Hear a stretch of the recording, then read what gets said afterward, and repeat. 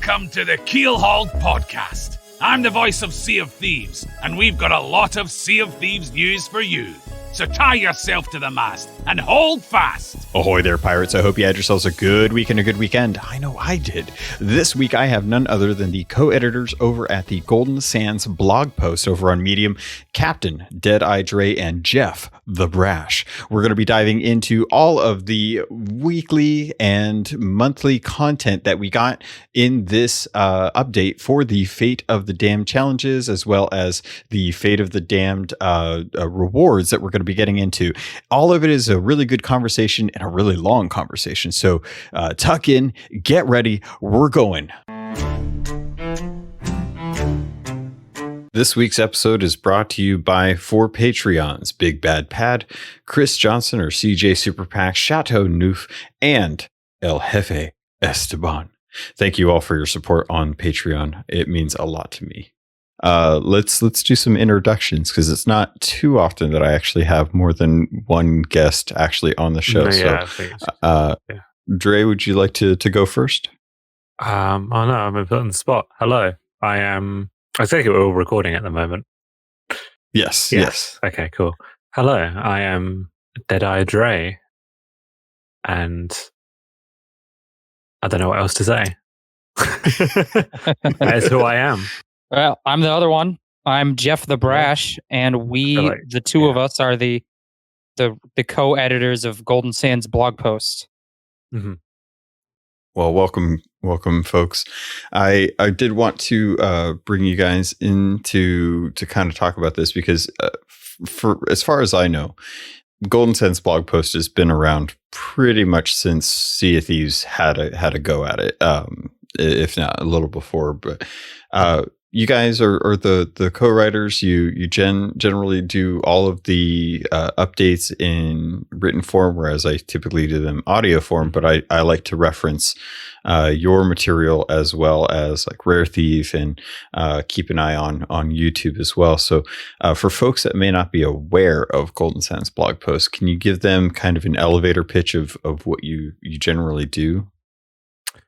Well, we try to keep people sort of up to date on what's the new stuff that's coming with each patch. We've got other articles that detail like news surrounding the Sea of Thieves, like events that they might be running or special promotions, as well as guides to sort of the longer standing things like the Tall Tales, things that exist outside of just a monthly update that aren't just there then gone. That's right. Yeah, I actually started the blog shortly after the game came out, when they started doing the Bildred adventures, which were every 2 weeks at the time. And I noticed that I had friends who were pretty frequently in a state of kind of confusion about what's happening in the game. If they didn't log into the game, if they weren't following certain Twitter feeds, official media, then they really didn't know when things were coming, when time limited things were leaving, what was the nature of the challenges, commendations. And so I figured there was kind of a niche for that. Rare Thief at the time wasn't doing it. Nobody really was doing it. And so with I think the Sunken Curse update was the first one where I started the blog, and then Dre came on in year 2 anniversary. Sometime after that, I believe. Right, when the kind of getting into the monthly updates format that they've done. And that allowed me to kind of divide the workload so that we can do a lot more frequent posts, which has been great, with Dre being able to help me do that. And so we've been covering, I basically, the pitch is just, if you pay attention to everything we put on the blog, you should know everything that's happening in the game. Whether it's a Twitch drop or a sale on the Microsoft Store or anything related to updates to the game and challenges. And so that's kind of our goal, is that if you just look at the blog, you won't miss anything in case you're not following a bunch of different sources for information. Awesome. And just to kind of give folks an idea of your kind of stance on Sea of Thieves, or what kind of got you into it? Like, I know, Jeff, you tend to be a lot more of like a Rare fan and tend to follow Rare and what their projects are. Dre, and Jeff, if you want to correct me, feel free. What is kind of like your experience with Sea of Thieves? Like, what kind of got you into it, or was it more that you kind of stay wherever Rare is? It's definitely that it's a Rare project that initially brought me to it. I don't think I was there immediately. So there was a time when I wasn't quite up on what Rare are doing, like after the Connect stuff. And I think Sea of Thieves, it wasn't until 2016 or maybe 17, I realized about that project and kind of stuck with it and followed it. Right. Yeah, So, I had been kind of a Rare fan most of my life and been actually writing with dkvine.com for going on 10 years now. And so that's kind of what brought me into it. And I met Dre through Sea of Thieves. I hadn't really interacted with Dre in the Rare fandom beforehand. But that's kind of where we connected, was over through my blog and through social media on Twitter and stuff like that. So awesome. Yeah. And how have you guys been working out, like, as far as the Golden Sands blog post, are you looking to expand it at this point, or are you guys pretty happy with with how it's working right now, or what do you think is going to be in the future for Golden Sands? I think we're pretty consistently in a little flux of adapting to how the game is changing. And so if we think that we can do a different kind of guide for something better or differently than we've been doing, like for example, when they released the Pirate Emporium, and this was right around when Dre came on to help me, we decided we needed a separate post every month that detailed cosmetics, just cosmetics, what was coming into the shops, the Emporium, the black market, what was time limited, when was it leaving. And so we've been kind of changing up, adapting to how the game changes. And but it also kind of changes by update. So for instance, this update that we're in the midst of right now, the Fate of the Damned, has a kind of different release schedule than we're used to. They're doing something a little different every week. And so that means that what our content is to cover that is going to be a little different than in past months. Yeah, it's a little bit more week to week than month to month now, at least with this particular update. Yeah. And is that something that you guys have appreciated, like having more content to write about, or has that been a little more stressful trying to stay on top of changes as month to month goes with the different types of implementations for content? I don't know if it's more stressful. It can be good for retaining kind of click-throughs and engagement with our total view counts if there's more content every week. But I think we did most of the... We put through most of the work early on, kind of, once you've created your first week's guide of here's a voyage in the shores of plenty, 90% of the work goes into that first week. And then when you write the week 2 content, it's kind of just tweaking things a little bit. Because it's not a drastically different task than what... Yeah, in this particular case anyway, yeah. And have you guys... I know you guys tend to follow a lot of the lore. Have you guys been enjoying the lore for this update specifically so far? Super duper enjoying it. I think it's addressing some stuff from like last year that wasn't necessarily completely spelled out, maybe, but when Fort of the Damned originally launched, because I don't think they ever really explained why the ghost of Grey Marrow in that particular case was the thing that you faced at the end of the fort. And this time around, it feels like perhaps there is going to be a bit more of an explanation behind why it's him. So I quite like that. I appreciate as well that with each week, you're getting different characters and a little bit more interaction with some NPCs that you haven't really necessarily had a lot of interaction time with since like, their introduction. And on the topic of lore, that is something that the way we kind of divide some responsibilities on the blog, Dre has typically put together a post about lore every update.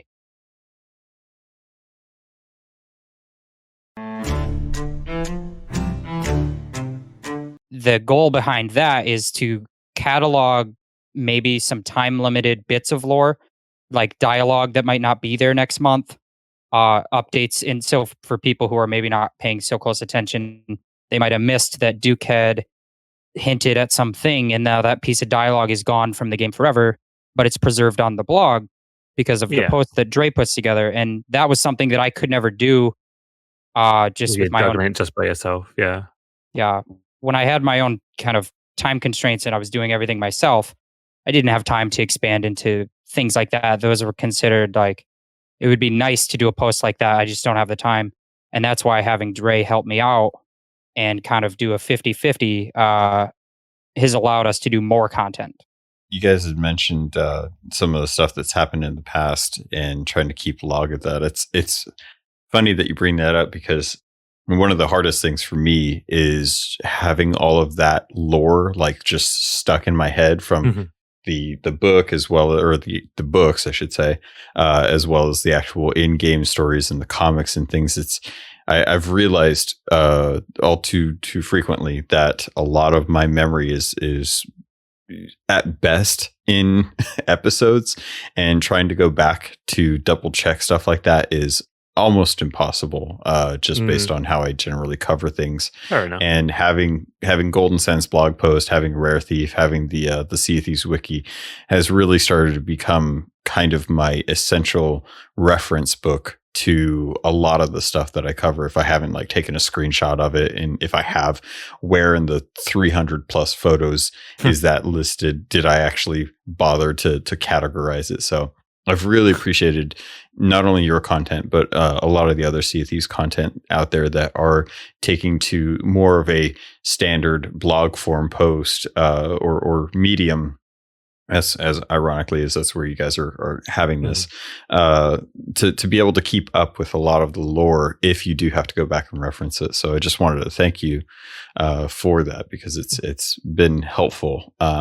It's like pleasure. Early in the morning. Yeah. I've been trying to like go back. in the morning, just like trying to figure out when was this particular thing implemented? When did it start? Right. And the game's now going on, what, 2.5, 3 years if you count Almost the pre-launch kind of alphas and betas. Yeah, the beta, And so, even myself, I have to go back and reread a lot of stuff, because it's just, the novel, for example, I'll try to remember a detail from the novel. And sometimes you can Google what you're trying to think of, but just the fact that I can think like, oh, wow, it's actually been like 15 months since I read the novel last. And because the game's just been out for so long that I have to kind of go back and refresh those things, maybe reread the comics, reread the novel, and then look at things. And and so with the various resources online, we try to be one of those resources, but absolutely, we're also constantly checking Rare Thief, their great map, their map resources and their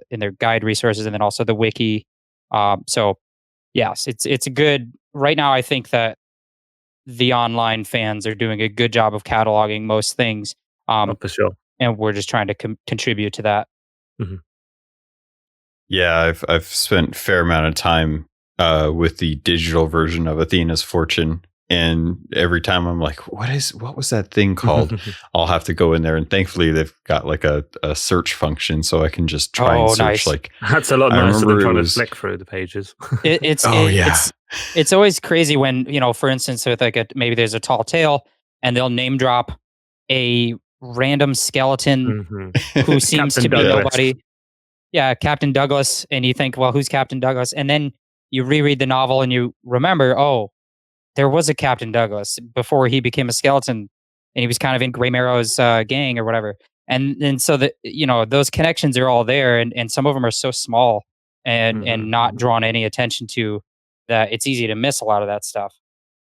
Well, speaking of, Lorena is one of the biggest introductions to the game that we got. What was it, 2 updates ago now? It feels like Ashen Winds brought her in. No, she was brought in with Vault of the Ancients. Right, September. Just because, that one, it's That's been right. quite a long time between Vault and Fate. It has. Yeah. It's a monthly It really update. And there was, has. I think, 7 weeks between those updates. That's why it feels so long. Mhm. Yeah. So now that all the ancients came in, we got Lorena. Lorena is one of the big protagonists in the Athena's Fortune book. How did you two feel when she first popped into the game and you kind of realized like we're starting to see more of the game, more outside of like a tall tale where of course we're going to be facing Wrathbone with the Gold Hoarder fight and visiting the shores of gold, but when we're getting some of these prominent characters from the book into the game and they are going to now be taking over very specific roles, how did that make you guys feel?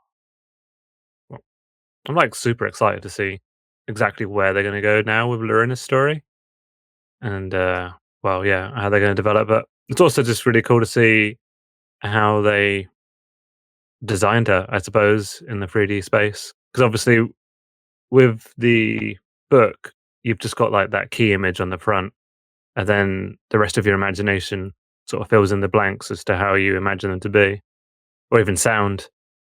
Um, so yeah, it's really cool to see her in game. Right. I That like was the voice. a similar Obviously, I one got. was the character Umbra on Lagoon of Yeah. Whispers. And the only time we had seen Umbra before was actually in live action in the YouTube clue videos for the Quest for the Golden Banana ARG game that happened during the game's launch. And so there was these live action YouTube videos where an actress playing Umbra would give the clues every hour. And then so it was very cool to see this live action actress then recreated as a Sea of Thieves pirate avatar. Yeah, I love seeing this stuff come into the game, and with Lorena, it feels like it's cool to see a character that we're familiar with, but now in a new context.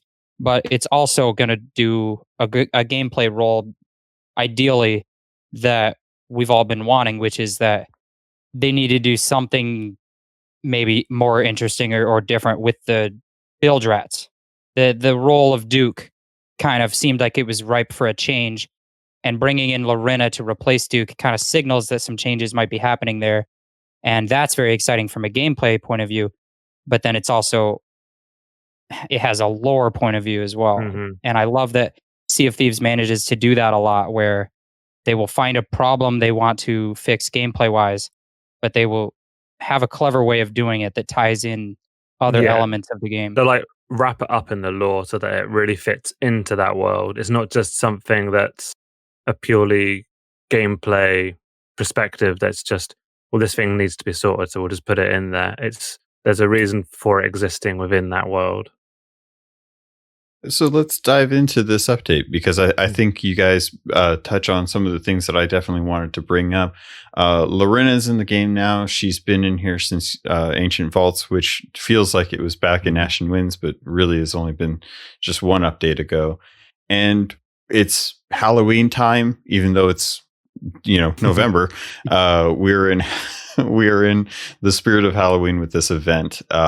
This content update has been one of the more interesting ones to me. I have actually really been enjoying it, and I want to touch on some of the things in there. But because we're talking about Lorena, because we're talking about Umbra, I can't help but think about the repercussions of what's been going on. Lorena has found out that there's been some foul afoot, and she's been sending out bilge rat crews, which we still haven't met, out into the world to try and discover what's going on with more of these Fate of the Damned skeletons appearing around the world. And it's up to us now, who clearly we are the better pirates and should be in charge of the bilge rats, are heading out to go figure out what's happened to these crews. And it was very peculiar to me, at least, that the first thing we do is we talk to Lorena about the Fate of the Damned, and she gives us a quest to go talk to Duke. At which point I'm sitting here thinking, okay, well, why did Duke move if we just go talk to Duke? But we ended up heading over to Laguna Whispers and Duke hanging out with Umbra. And he tells us that the bilge rat crews were there. but he can't remember where they had gone. But the only way he's going to talk to us is if we help him find his grog, at which point he's got a shovel, his bilge rat shovel, hanging around somewhere on the island where he buried a chest of 1,000 grogs, at which point, once you dig it up... grog. Mm-hmm. True. Yes. His special grog, where you essentially just have to dig it up and give it to him, at which point he will tell you what happened to the bilge rat crews and how they left their map behind. And he will then give you clues to where they are. Jeff, Dre, did you guys want to pick up from there as far as what you can expect with the voyages that people will be jumping into and what they can expect to find? Yeah, I think that, so essentially you go on a quest in the path of these missing bilge rats that will lead you toward I'm trying to get the word correct, the fate of the damned, what is it? I'm trying to remember exactly what flame of the damned, right? Is Flames of Fate. Flames of Fate. Flame of Fate. Okay. Yeah. Flame of Fate of damned of update. So the Flames of Fate, these bilge rats are each crew kind of gone off looking to get a specific flame of fate for Lorena. And when you track down their final resting place, their whereabouts, you'll discover not only their flame of fate, but you'll be ambushed by shadows of fate, the ghostly apparitional skeletons that are kind of invading certain islands. And it's a pretty simple voyage, that at first at least, and you kind of get these flames of fate, and it culminates with a ritual. I'll let Dre take the rest. Hey, yeah, you get a ritual at the end there, summoning forth the ghost of Grey Marrow. So it's not like a proper form of Grey Marrow anyway. It's just his ghost, which is quite curious because you've got the Skellies are the ones who are doing this ritual, and then you have a little back and forth with old Grey Marrow, send him back packing, and you get yourself a ritual skull, which is one of the core ingredients for starting up Fort of the Damned. So I think these sort of these little voyages that may not seem like much, they're definite sort of guides, sort of ways to point people towards doing Fort of the Damned, understanding a little bit more about Flames of Fate and the Shadows of Fate, perhaps, and setting up a little bit about, well, Grey Marrow. And So I would say that they kind of walk new players through. If you were a brand new player who had not done the Festival of the Damned update or the Fort of the Damned update, doing this voyage would kind of give you a very methodical introduction to these lanterns, the colored lanterns, the skeletons that are only they're only vulnerable when you have the right lantern. Specific color, yeah. And then you get a ritual skull at the end, which then you could use if you were going to go right into the Fort of the Damned. So this was something that I actually really loved with this update. The fact that they are kind of staggering the progress with the update.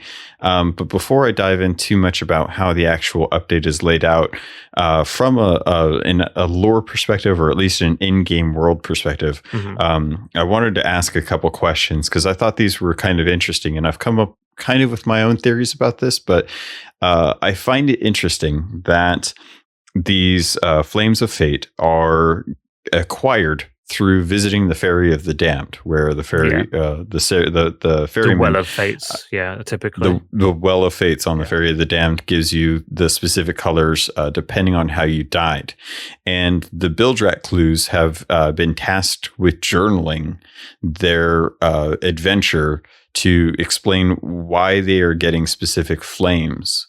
And I wanted to kind of touch on this because it seems odd that being able to journal down that you died and then came back with a flame only to disappear and have crews come across your corpse seems kind of odd. It is very, very strange. It does certainly feel like there's something else happening to these bilge rat crews, because most of the times, if you die in the Sea of Thieves, it's perfectly fine. As you say, you'll come back from the ferry. So why are there these corpses? Why are they missing if they could just come back from the dead? Right. And Yeah. my theory kind of around that is that so the question that you'd have to ask is, why are these Shadows of Fate here at all? And the answer is that it seems to be tied to trying to resurrect Grey Marrow. And there have been some hints that they've kind of posted on social media teasing a little bit Yeah, for that's a very big why. hint, yeah.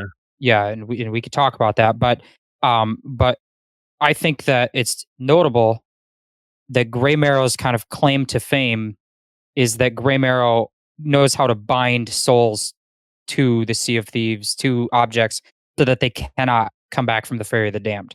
Or even go to the Ferry of the Damned. Yeah, Mhm. right. And so Yeah. that's kind of Grey Marrow's main thing, is that he's the main guy that can kill people in a way that they stay dead. And we saw that in the Fate of the Morning Star Tall Tale. We saw that in the Seabound Soul Tall Tale. Mhm. And so my theory is that these Bildrat crews that are kind of exploring this, they get the Flame of Fate they're looking for. They get ambushed by these Shadows of Fate, and then through some kind of means, maybe not Grey Marrow himself, but Grey Marrow's followers or army or whatever, they are killing these Bildrat crews and binding their souls to those to the earthly realm, not allowing them to respawn, which is why we're coming across their corpses. That's just a theory, but it's I get to that point. I get to that conclusion just because of that's what we know Grey Marrow does, and That would make otherwise it is sense, kind of yeah. an odd thing that these crews are dead, even though they're explicitly there to teach you about how you can die, get a lantern, and then come back with it. That's what they Mhm. exist to teach us. Yeah. That's one thing that I want to credit one of my crew members, Mina Ferry. She Hey. mentioned Grey Morrow, and it set me on that path to think like, okay, well, and Jeff, I'll actually push you to commit to your theory, because I am with you that I think it was actually Grey Morrow who bound the souls of the Bildrat clues or crew to the lantern that is eternally lit That with the could with make the a lot of flame. sense, yeah. Right. That's Because why it doesn't that's have to constantly be, lit, yeah. they can be bound to objects, which is, we've seen Arthur Pendragon Yeah, was bound with to a the painting, painting. and Wild Rose and George were bound to pendants. So Yep. Yeah, that would make a lot of sense. Yeah, Rook is the one who learned how to bind from Grey Marrow as well. Yeah, that's right. She learned it from Grey Marrow, and Grey Marrow learned it from Pendragon. Mhm. Yep. So that was one of my main questions that I had with it. The thing that I wanted to touch on that Dre, you actually brought up was the ghost of Grey Morrow, and I wanted to kind of touch on this theory to see what you thought about it. The reason I think that we are inevitably always fighting the ghost of Grey Morrow deals with the constant reoccurrence that we are running into skeletons who are not captains, they're not lords, and they continue to play around with these dark rituals and summonings to try and resurrect or try and bring back Grey Morrow. And because they aren't as, I would say, maybe well endowed with magical power, or maybe versed as well as they could be if they were, say, I don't know, the Warsmith, that all they can muster are mere shades of Grey Morrow. Yeah, that would make a lot of sense. Yeah, if given more time or more knowledge, they might find a more corporeal form. Or I would even suggest that much like the main protagonist or main antagonist in Ghostbusters 2, Vigo, trapped in the painting, needs a vessel to be fully reincarnated, and Grey Morrow is possibly baiting us as pirates to the location of the spawning, so that he can might be potentially able take to over our bodies or something. Yes, yeah. So I was curious what you thought of that. I think that's definitely a possibility, that to resurrect somebody, you need another vessel. something that should be pointed out is that during the ritual at the end of these voyages, you can see that one of the skeletons performing it is holding the Ashen Tome of Resurrection. Mm-hmm. So that's particularly interesting. If you compare it as well to the summoning of the Ashen Lords, there's a lot more skeletons that are performing the ritual to summon forth an Ashen Lord than there is to summoning forth Grey Marrow. So perhaps it's to do with numbers as well. Right, and they don't have the kind of they don't have that kind of altar of the stack of skulls. Yeah, with the Ashen Winds when they bring in an Ashen Lord. Maybe they're doing the same kind of ritual, but just not as. Yeah, they haven't quite got as many materials to be able to do it, and that is why it is just this weaker form of Grey Marrow. It does, make me worried about a certain other character at the moment, then, who might end up as a vessel. But that's just a thought that you put me on. Ahoy there, pirates. Just wanted to give you guys a heads up. Obviously, this is where I do the advertisements, and I wanted to thank you all for taking some time to listen to these. If you are, if you're a patron and you didn't know, you can avoid these if you want to. You can always join up and get the ad-free version, which is always available through a custom RSS feed through Patreon.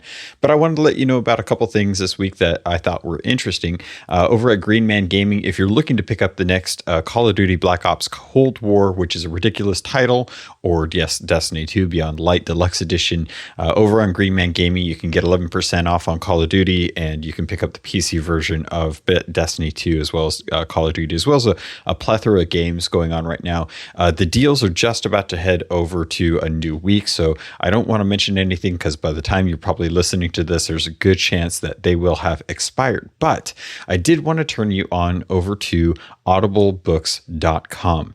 With the link in the show notes, you can actually sign up for free and get 3 books to listen to. And there's a few books that I've been listening to that I think I would like to recommend to you just based on some of the reading that I've been doing. The first one is actually going to be World of Warcraft Shadows Rising. It's the latest book for the Shadowlands expansion that's coming out on the 23rd of November, if you're a big World of Warcraft fan like myself. If you're interested in stuff that's been going on in current events, I picked up a book as a recommendation from The Daily Show. That was actually 2, technically. I think both of these were actually, one is by Neil deGrasse Tyson. It's Astrophysics for People in a Hurry. That's a really good one. I really enjoyed that one. And the other one that I've been listening to is one from Ibram X. Kendi, and it's How to Be an Anti-Racist. Both are actually, all 3 books are really good. The Shadows Rising is a little more of a fan fiction. The Astrophysics is like a TED Talk read to you by Neil deGrasse Tyson, and How to Be an Anti-Racist is the one I'm diving into currently. Real interesting take on the current Black Lives Matter movements that have been going on all through the year, essentially, but really good, interesting approach to how to understand and uproot the racial inequality in our society and in ourselves, as I've been learning about this year. So those are my recommendations. If you guys are interested, definitely head over to the show notes, and check out the affiliate links in there, as well as the Patreon if you want to support me and not have to worry about ads. All of those things are helping support the podcast. It's been really great to see the support that you have been giving me. It has meant a lot to me and has started to help make sure that the podcasts continue on, and I can start taking some more time to try and work on some future content for patrons in the future, and see if I can get some extra stuff for them as well too. So that's it for this week. Thank you so much for listening, and I will see you guys on the other side of this episode.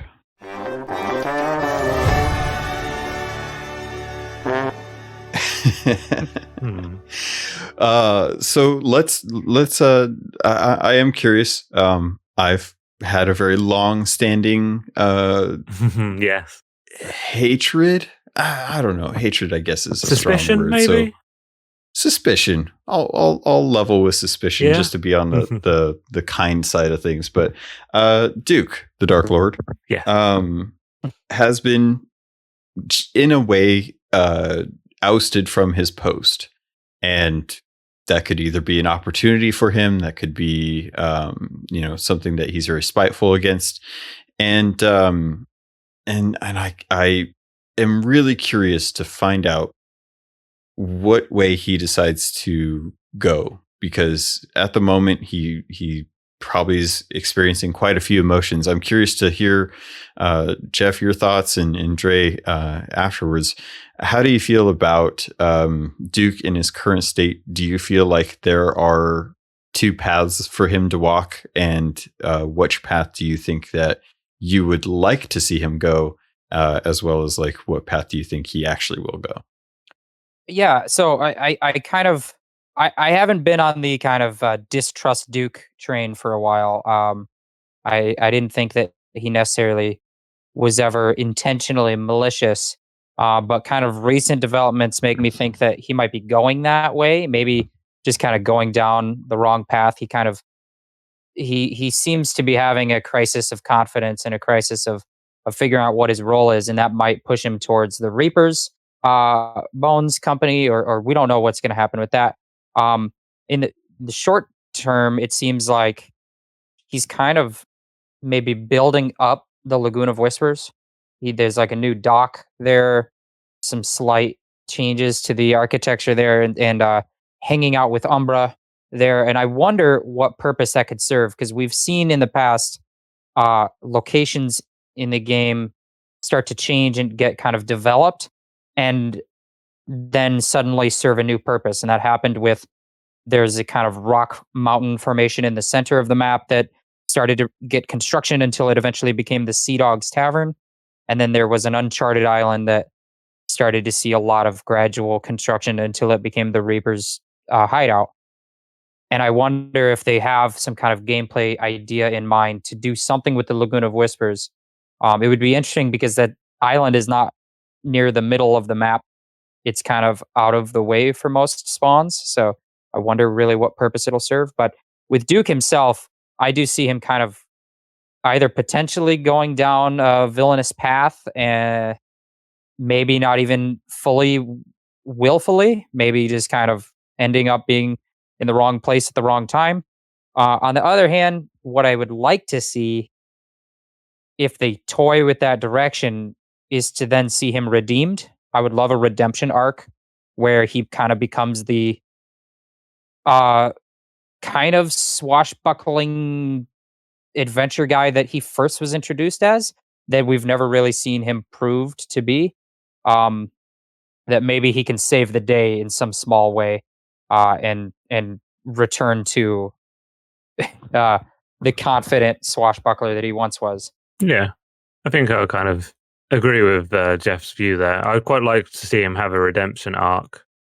And I mean, there's definitely like business between him and Stitcher Jim that I'd like to see come to a head. And I don't know, even if it ended up with Duke sort of becoming a host to somebody or something else, him having sort of like that kind of character development, him coming to terms with his hand in everything that's happened leading up to Flameheart's return to the Sea of Thieves.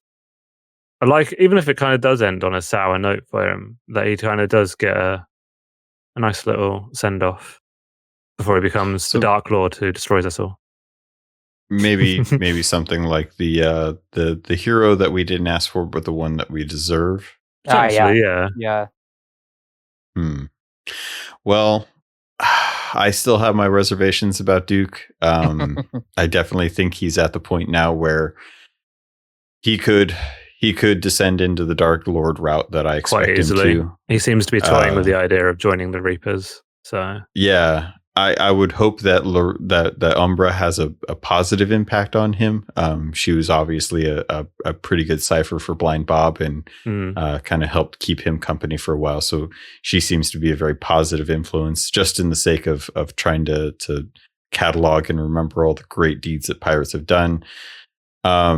One thing that I think was interesting is the placement of him, because he could have been placed anywhere. Yeah, anywhere on the map, but he went with Umbra. He ended up with Umbra. And the one question that I have to you two is, we know roughly that Flameheart Jr.'s ship was somewhere around, I would say, Golden Sands Outpost when it sank. I don't know that anyone knows the exact location except for maybe a few select people who refuse to give it. But I always have suspected that Laguna Whispers, Mermaid's Hideaway, and Golden Sands are roughly around the same area as to where his ship sank. How do you guys feel about the theory of us dredging up his ship if we're able to find it? That'd be really cool. I'd be down with anything that kind of involves Flameheart Jr. Like any kind of revelations about who he was as a person or where he is right now. I'm gonna look into that because I didn't really think there was a location speculated onto where that sank. Yeah, I guess Yeah. it makes sense to think it would be in that area because we know that Wanda, the weaponsmith, and Salty, before Salty was Salty the parrot, they were the ones that found um, a cannon off The- of the burning blade. Mhm. Although that would not be Flameheart Jr.'s ship, would it? That he had No. the silver blade. This Oh, True. this is the trouble. Lebanese. This is the trouble with Sea of Thieves lore when you're on the spot and trying to think of things, is because everything in the lore is named almost the same as another thing. You have multiple things with blade, multiple things with fate, multiple things with devils and shrouds and damned, and so I'm always tripping over the words.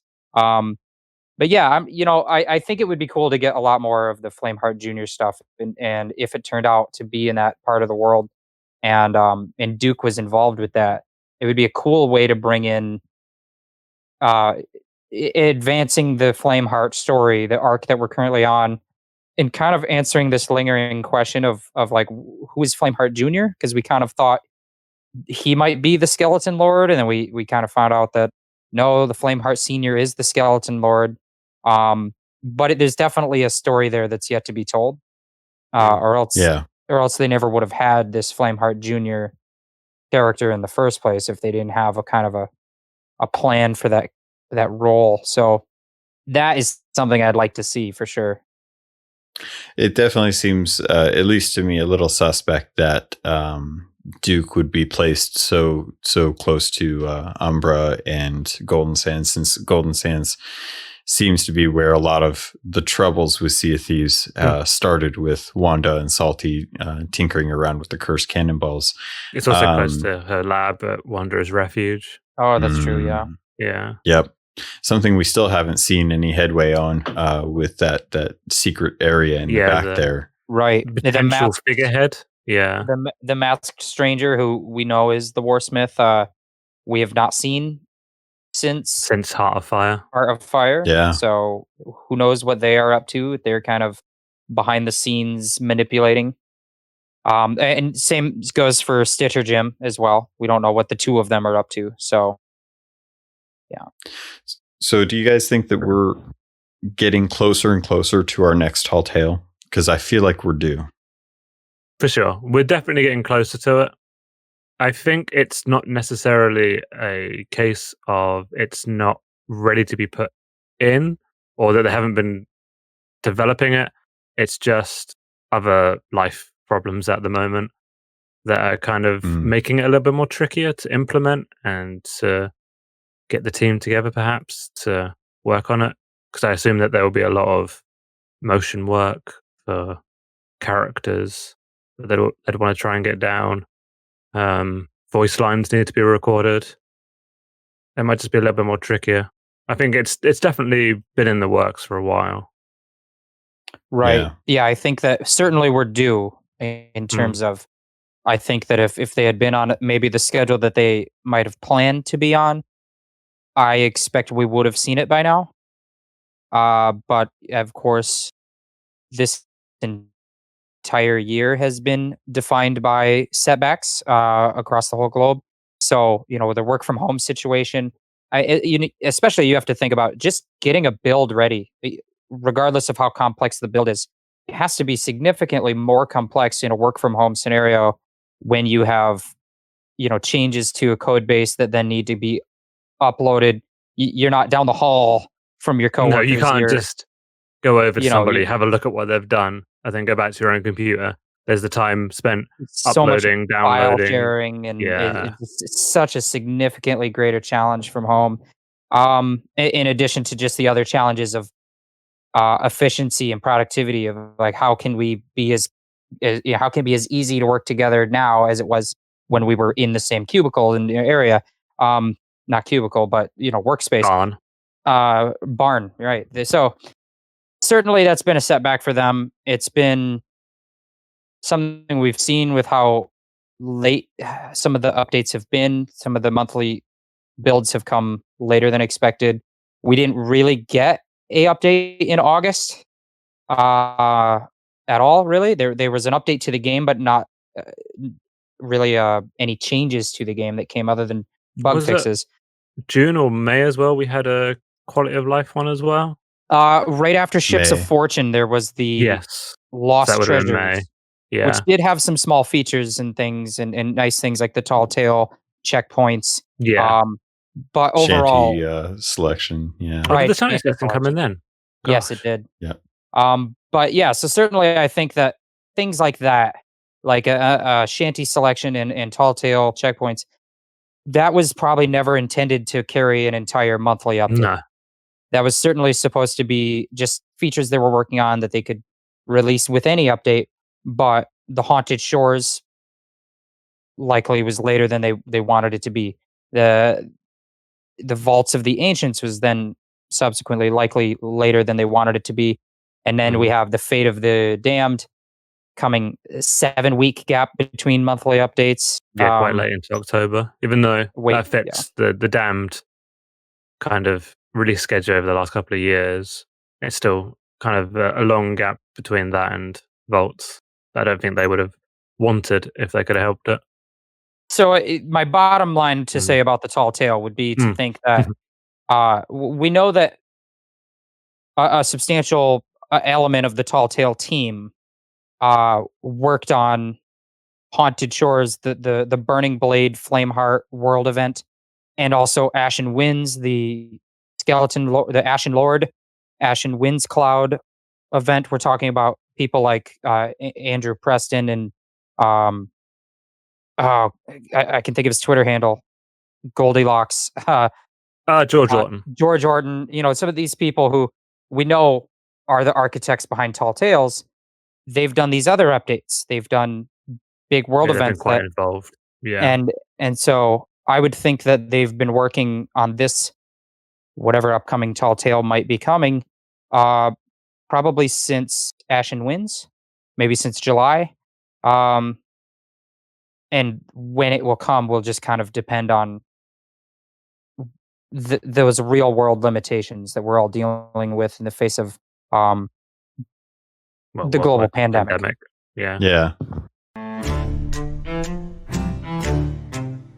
So let's hard to starboard. Let's drop the anchor. Let's get back on course and talk about the fate of the flames or the fate of the damn challenges. I have a quick question before I kind of dive into your guys' thoughts on the cosmetics. The costumes that we got for this are really out there, and I wonder if it hadn't been for a tie-in or an original design of the Fort of the Damned that we got, looking at the Soul Keeper costume, which I think it's the Soul Keeper costume. Soul Flame. Soul Flame. Yeah. Thank you. I don't know why I was thinking Keeper.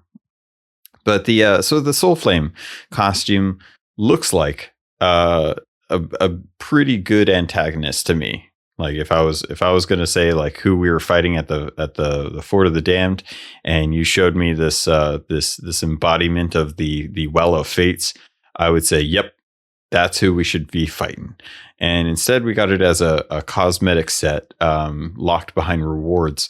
And I've been really enjoying the fact that this update is time gated. It's given me a good stopping point during the week on when I can focus on other things once I get done with the main weekly quests, and wait till next week to kind of have the next stuff unlock. How are you two feeling? And I'll start with you, Dre, on the weekly updates for this event and having the 4-week schedule. I really, really like it. And I think it's something they should do or revisit again in the future.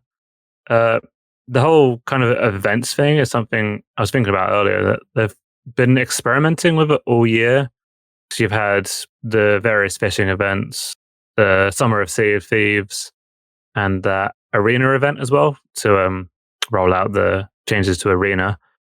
So this one kind of feels like it's an evolution of all of that put into, well, obviously they've put in the events tab, which is pretty major to see in-game rather than having to go online. But yeah, I really like this. I want to see them do more in the future, because this is also a really good way of bringing players into the Flames of Fate and to potentially doing Fort of the Damned, because that's got to be pretty scary for newer players to even think about trying to go after that thing that is literally a PvP hotspot. So yeah, and that it's time gated as well gives it a lot more room to breathe, I guess, is one way to sort of look at it. If it had all been there, as in you could do all 24, I think 24, 22 challenges, if you could do that, all of them straight from the get-go, a lot of people would have burnt through that in the week, whereas that they are time gated to 1 week allows sort of something to look forward to next week, as well as something you can base a session around, or a few sessions around if you haven't got the time for each week. So it gives you more things to do, more things to work towards, as well as keeping engagement in the game. That's kind of my views on it. Yeah, I for myself, I think that I like the time gaining element of it. And we've seen them try this only really one time before, which was the cursed sales in the summer of 2018, when they did a weekly, every week it changed, and it would move to what was it? It was the skeleton battles, the ship battles would have different cursed cannonballs. Battles for each areas of the seas, and they had different cannonballs. And then you had to do them every week. You had to make sure you did one in each region every week. And I think that some people kind of burnt out on the game during that, because that maybe was too much content to do in a single week, to do 3 ship battles in a week. And if you're the person who maybe only plays 1 session a week, and those battles were kind of time gated, so they would only rotate regions every 8 hours. That was a little much. And where this current event, the Fate of the Damned, where it improves on that is, a number of ways. One, they're not actually pushing an update to the game every Wednesday to change what's in there. It's all on the server side end. So all 4 weeks of content is in this patch that we're playing, and they can just turn on and off what voyages, what dialogue, what challenges are unlocked. It's all done back end, so they don't have to push an update, which is obviously a huge improvement in one way. And then you have it's a more manageable amount of challenge in each week, I think, which is great, because if you played 1 session for several hours, a few hours, you could complete your week's worth of challenges. And if you played more than 1 session in a week, then you could do something else. You wouldn't have to devote all your time to grinding out this thing before it's gone forever, because it's a manageable amount. And then the other way it's improved is at the end of that week, it's not gone forever. So the challenges for week 1 are only, you can only do those challenges in week 1. Once week 2 begins, you can do the week 1 challenges, and the week 2 challenges are now also unlocked. But the week 1 challenges don't go away. Then on week 3, you can have 3 weeks worth of challenges unlocked, and none of them have gone away. And then it will go on, I guess, until December 9th or so, according to the in-game clock. Yeah, like 9th. And so even after all 4 weeks of challenges have unlocked, you have like 3 weeks to then get all of them done. There's no point where they said, here's some content and you have 7 days to do it, or else you're never going to be able to do it. They didn't do that with this update, which is great. because I think that it's a source of stress for some people when maybe, hey, I'm moving this week. I'm moving to a new house. I don't have internet. I can't play. Or I'm on vacation this week and I'm going to miss out on a thing, a cosmetic, or just opportunity to do those challenges. And that kind of fear of missing out is something they've done a good job of getting away from, or at least giving a more reasonable, ample opportunity to do things before they disappear. I think this update does a good job of doing that, where you never feel like there's a 1 week's worth of stuff that if you don't do it this week, you're out of luck. You have ample time. And that element of it, I really have enjoyed. Yeah, I hope that they use this as a template and go forward with it.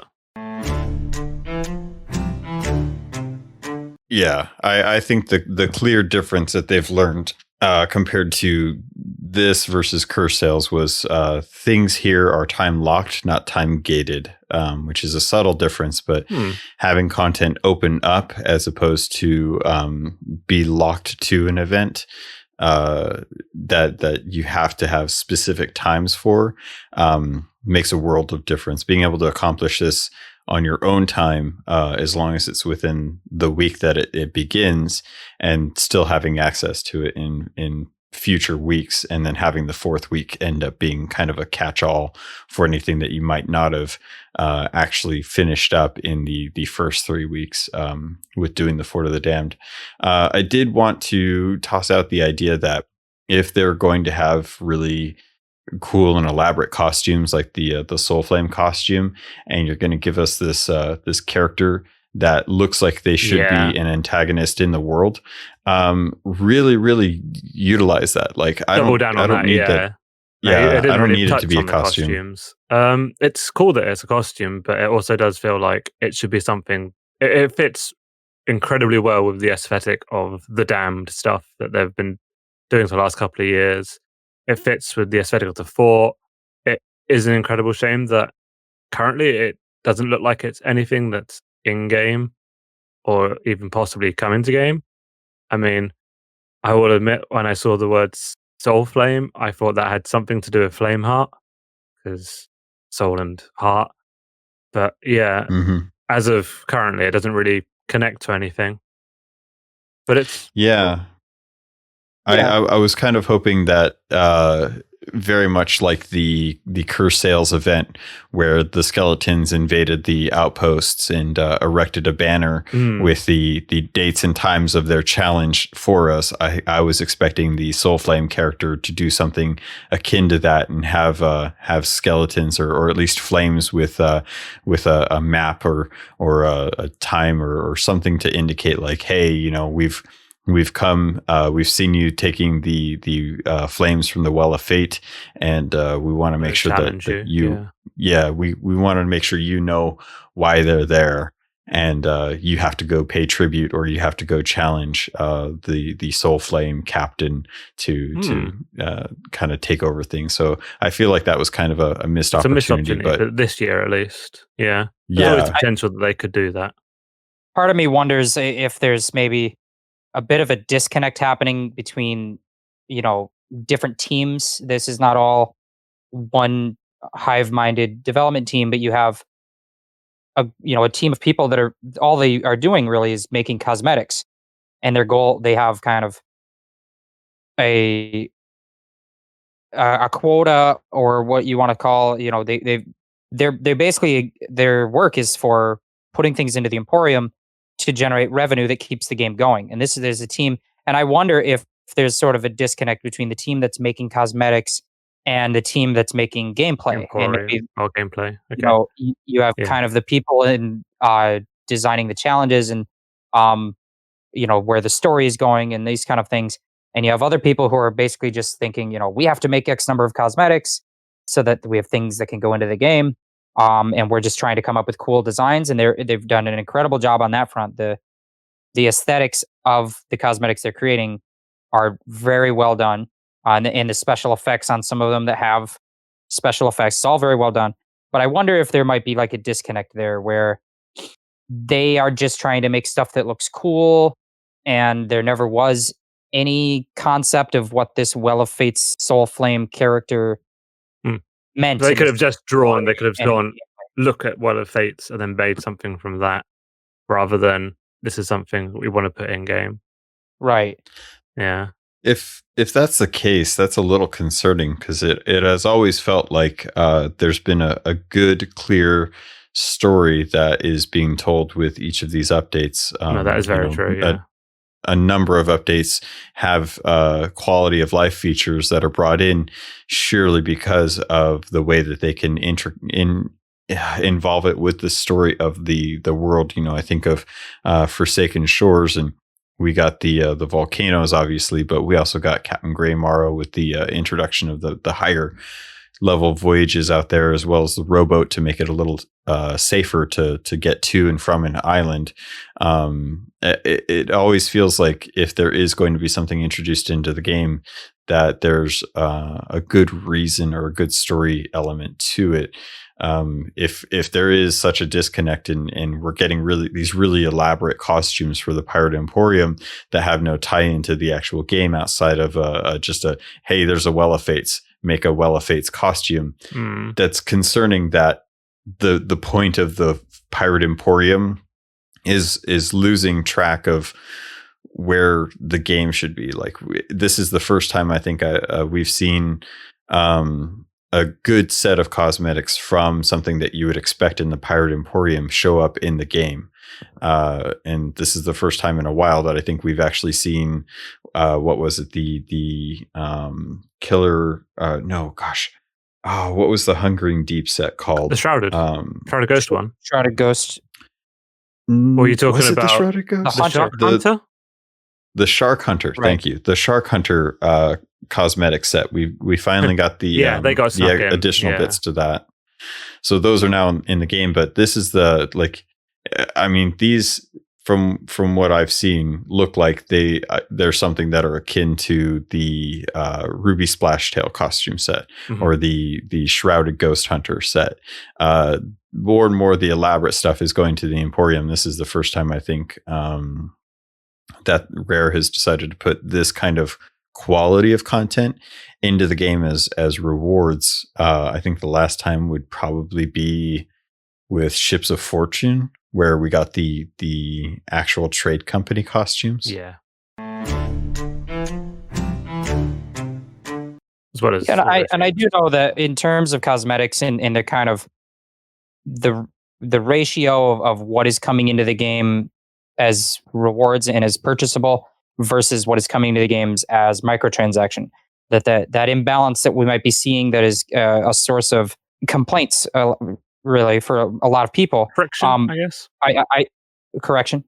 What? Oh no, friction. I said. Oh, friction. Maybe it's a source of friction for some people. I thought you were going to correct me. No. I think that what we've heard and what we've been led kind of to believe is that kind of maybe that imbalance of the release schedule of cosmetics is noticed by the devs, but we just haven't seen. It takes time for changes to come into the game. So when they decide that, the fans kind of think that we need more cosmetics to buy in the game and we need more of this, it doesn't just happen the next month. They've got things kind of plotted out, and they maybe have to kind of change maybe their foreplanning and how, and so we see that will take some time to manifest whenever they decide to make a change to the structure of how they're creating content. But I think that, this definitely looks like an Emporium item. This doesn't look like the kinds of items we've been getting outside the Emporium. And it doesn't have much tie into the lore. It doesn't have much. It feels like the cosmetics team was given the freedom to make something very cool that sparks the imagination, but it doesn't quite line up with what the update was. What the update actually was, and the update that we're getting is one that it's doing some cool things that I think create a lot of potential for future updates, but ultimately what it is kind of a placeholder. It's kind of an update that's just generating some engagement while we wait for real new content to come. And this is kind of what some people complain about is reused content, recycled content. And I don't have a problem with recycled content because usually they put a very cool, different spin on it. And I think they've done that here. And they're kind of using recycled content to get people to re-engage with something they don't engage with often, which is Beacons, Flames of Fate, and the Fort of the Damned. It makes sense to do that around Halloween and encourage that. But, people who maybe have said, well, why didn't they take that costume and make a brand new boss and it could be something different than fighting the same skeletons? Well, I think the reason they didn't do that is because this update was always going to be kind of something to promote engagement by recycling some content we've already seen. Because if you wanted it to be more than that, it wasn't going to come out on time. That the content that we know that is coming is taking longer. When they've said that they're working on updates that are much bigger than what we've seen, they've said that they will be in the future doing those very cool animated trailers that they used to do again at some point. They've said these things that make us believe that there's going to be some very big updates coming, and this update was never going to be that. This is just kind of a little bit of a biding our time update. And getting us to engage with voyages that are not radically new kind of thing.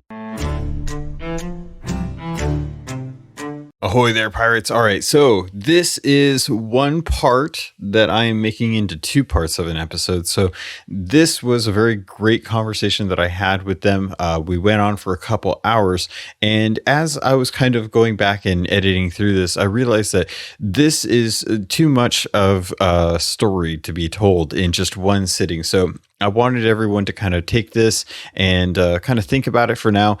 The rest of the conversation is actually going to come as next week's episode as we dive deeper into the Flames of the Damned or Fates of the Damned update. And we go into some more conversation about what we would like to see with the game, how things are going, and what to expect with this update. So expect next week we should be diving into part 2 of the Golden Sands blog post episode. If you like this, feel free to let me know. Feel free to let them know. I'm going to have all of their news and information, all their links in the show notes for this week as well as next week as we get out more content. Next week, I anticipate I will have some time spent on the Xbox Series X, and I'll be able to get some thoughts up on that. I'm going to see if I can actually put out a special episode that should be one of the shore leave episodes to kind of kick that off. Once I've gotten that, I'll also be diving into Assassin's Creed Valhalla and give some thoughts on that, as well as Sea of Thieves, how I feel about the update, all that good jazz. So if you guys are enjoying this, feel free to let me know. There's always a ton of ways that you can do so on Twitter at CAPT_LOGUN. If you want to send me an email, you can always send it to CAPTLOGUN@gmail.com. If you want to get a hold of me through Discord, you can always join the Keelhauled community Discord server. There's a great place in there. In fact, I just saw that Captain Nev just recently posted a First Mates log that should show up on one of the coming episodes. I got to talk with its Desert Fox and Captain Scarred as well, who were happy to hear their story told on the podcast as well. I know you guys love these stories, and I want to have those for each episode. With things like this, unfortunately, it's one of those times where I just had such a good conversation with the folks from the Golden Sands blog post that I wanted to make sure that you had some time to sync with it, and there's some content for next week as we continue on with the update. And other than that, I think that's going to do it. So, Pirates, thank you. I love you, and I look forward to sailing with you on the Sea of Thieves.